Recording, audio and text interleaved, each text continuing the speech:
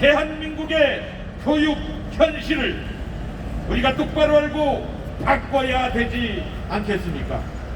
그러면 이 교육을 어떻게 바꿀 수 있겠습니까? 자, 우리의 피와 같은 세금으로 초등학교, 중학교, 고등학교 학생 1인당 얼마만큼의 돈이 들어가는가 계산해 보았습니다. 아니, 제가 하는 것이 아니라 지방교육재정알림이라고 하는 정부 홈페이지에서 초, 중, 고 학생 1인당 1년에 800만 원도 아니고 900만 원도 아니고 1000만 원도 아니고 1100만 원을 넘어서 초, 중, 고 학생 1인당 1년에 1316만 원을 국가 세금으로 지원하고 있다는 사실을 여러분 아십니까? 대학 등록금은 오히려 그보다 쌉니다.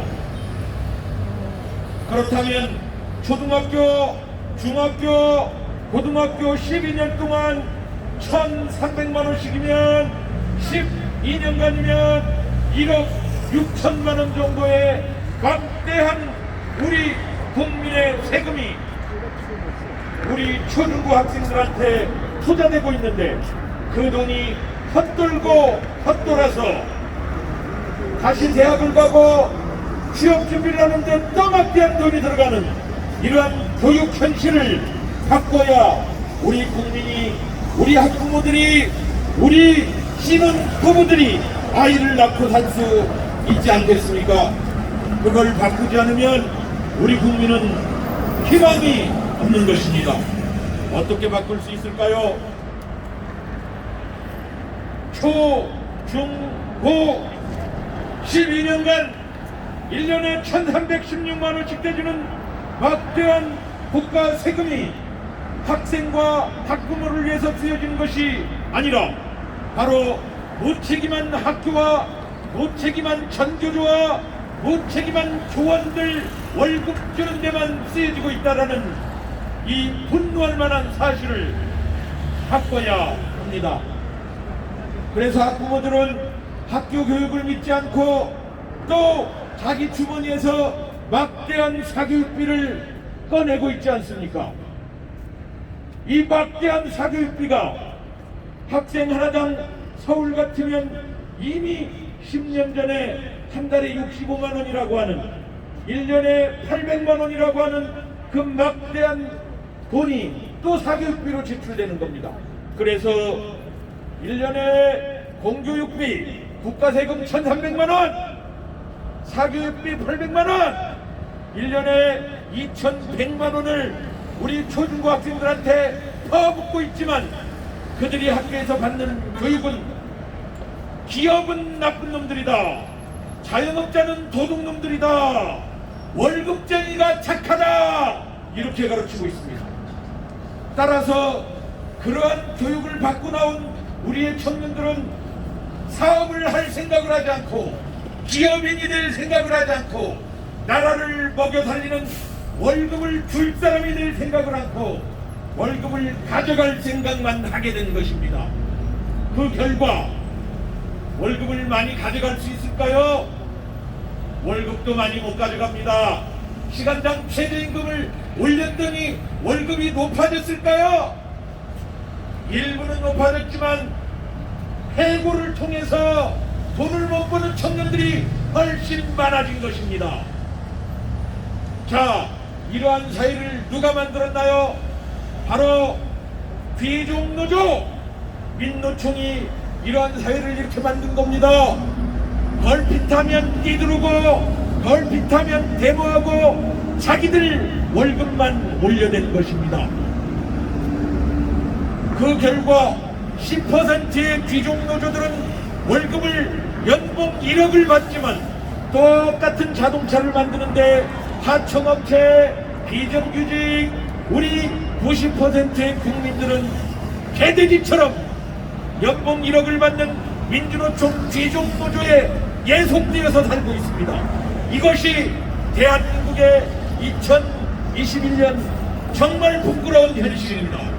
그러함에도 불구하고 90%의 국민을 위한다는 정치와 정당은 없고 오직 대정노조, 전교조, 민노총 이러한 사람들을 대변하는 그러한 정치만 하고 있지 않습니까? 그들을 가장 잘 이용하고 비유하고 그들을 등에 업고 정치하는 사람이 문재인입니다. 그래서 나라가 이 모양 이 꼴이 된 것입니다. 겉으로 잘 굴러가는 것 같지만 그래서 지난 2020년도에 마이너스 역성장 1% 그렇게 공격하니까 문재인이 뭐라고 그랬느냐? 미국은 마이너스 5.5%다. 우리는 마이너스 1% 한 건 잘한 거다. 문재인이 그렇게 얘기했습니다. 일본은 마이너스 6%다. 일본보다 우리가 잘한 거다. 유럽은 마이너스 10% 국가도 있다. 대한민국이 잘한 거다. 이렇게 문재인이 얘기했습니다. 진짜 그 말이 맞는 말일까요? 제가 꼼꼼히 살펴봤습니다. 틀린 말이었습니다. 왜 틀린 말인지 짧게 설명해 드리겠습니다.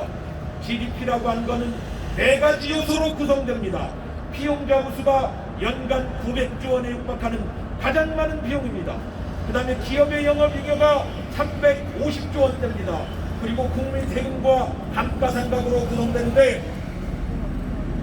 대한민국의 GDP가 왜 마이너스 1%밖에 안 떨어졌느냐? 기업의 30대 기업의 매출액이 100조 가까이 떨어지고 곤두박질 쳤음에도 불구하고 단 한 사람의 노동자도 해고하지 못했고 그들은 오히려 월급이 호봉제에 의해서 올라갔습니다. 그들의 월급이 높기 때문에 피용자 보수가 높아졌기 때문에 기업의 영업잉여가 곤두박질 치고 또 곤두박질 쳐도 우리나라가 마이너스 1% 역성장에 그쳤던 것입니다. 그렇다면 다른 나라들은 어떨까요? 기업의 매출이 들면 노동자를 즉시 해고합니다. 기업의 매출이 들면 해고했던 노동자의 2배를 고용합니다. 그런데 우리는 어떨까요? 기업의 매출이 줄어도 노동자를 단 한 사람도 해고하지 못하고 기업이 호황이고 잘 나가도 노동자 무서워서 충원을 못하고 있습니다. 그것이 대한민국 청년들이 일자리를 갖지 못하게 되는 근본적인 이유입니다. 이것을 알만한 사람들이 얼마나 있을까요? 저는 빅데이터를 다루면서 밤이면 밤마다 어려운 경제 통계 용어와 데이터를 갖고 싸웁니다. 그렇기 때문에 알 수 있습니다. 그렇지만 이러한 내용들이 제대로 세상에 알려지지 않고 있다 보니 대한민국이 겉으로 평온한 것처럼 세계에서 잘하는 것처럼 보이지만 대한민국의 20대들은 굶주리고 있다 그겁니다. 청년 빈곤이 얼마나 심각한지 아셔야 됩니다. KBS 뉴스 보도가 어떤 거냐? 청년 인터뷰를 했더니 바늘구멍 3개 300명의 청년이 입시원서를 들고 몰려있다라고 KBS가 보도했습니다. 신정부 성향의 문재인 정부 성향의 KBS마저도 우리 청년들이 얼마나 심각한 취직난, 일자리난에 허덕이는지 보도하고 있습니다. 이러한 나라를 만들어 놓고 청년들은 어차피 우리 편이니까 우리는 노인들에게, 보수 성향의 노인들에게 재난지원금과 기초노령연금과 장애연금과 주택연금과 노인 일자리를 통해서 한 달에 50만 원이고 60만 원이고 노인들에게 퍼부어야 20, 30대는 어차피 우리 편이니까 노인들에게 돈을 풀자. 청년들은 밥을 한 끼 먹고 굶고 있는데 이 개같은 정부는 말입니다. 청년들의 아픔을, 굶고 있는 청년들을 그렇게 외면하고 있단 말입니다. 그래서 우리가 안 되겠다, 이 사실을 알려야 된다. 우리 청년들을 위할 사람이 과연 누구냐? 20대 청년들의 아픔을 달래줄 사람들이 누구냐? 바로 깨어있는 여러분들이 돼야 될 거 아닙니까? 이번 4월 7일 서울시장 보궐선거 국가 재난지원금